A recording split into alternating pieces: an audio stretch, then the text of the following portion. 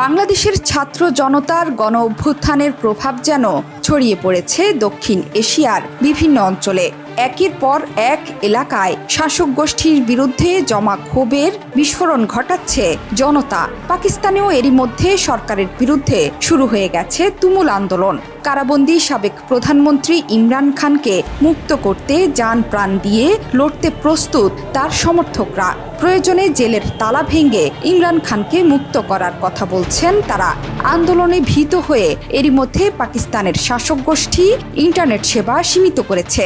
এই নিয়ে কোনো ব্যাখ্যাও দেয়নি সে দেশের সরকার। সব মিলিয়ে তীব্র গণ আন্দোলনের ঢেউ যে কোনো মুহূর্তে আছড়ে পড়তে পারে পাকিস্তানের রাজনীতিতে। এরই মধ্যে সে দেশটির শিক্ষার্থীরা তীব্র আন্দোলনের ডাক দিয়েছেন। প্রধানমন্ত্রী ইমরান খানকে আগামী ৩০ আগস্টের মধ্যে মুক্তি দিতে বর্তমান সরকারকে আলটিমেটাম দিয়েছে পাকিস্তান স্টুডেন্ট ফেডারেশন। পিএসএফ সতর্ক করেছে, তাদের দাবি পূরণ না হলে দেশব্যাপী বিক্ষোভ শুরু হবে, যা দেশটিতে চলমান রাজনৈতিক উত্তেজনাকে আরও তীব্র করে তুলবে।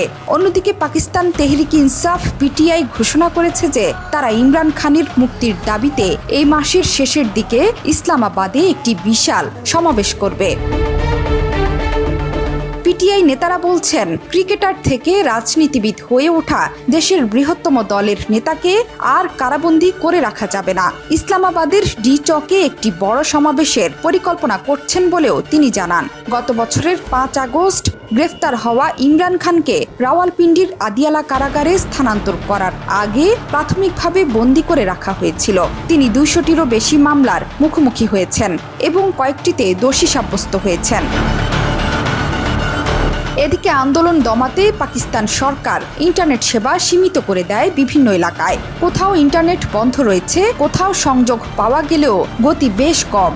বিষয়টি নিয়ে ইন্টারনেট সংযোগ সরবরাহকারীরা বিক্ষুব্ধ হয়ে উঠছেন। অন্যদিকে বিষয়টি নিয়ে কিছুই বলছে না নিয়ন্ত্রক সংস্থা পাকিস্তান টেলিকমিউনিকেশন অথরিটি।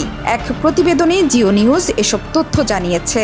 জিও নিউজের প্রতিবেদনে বলা হয়েছে, গত ফেব্রুয়ারিতে পাকিস্তানের আগে ও পরে সামাজিক যোগাযোগ মাধ্যম এক্স বন্ধ করে দিয়েছিল পাকিস্তান সরকার।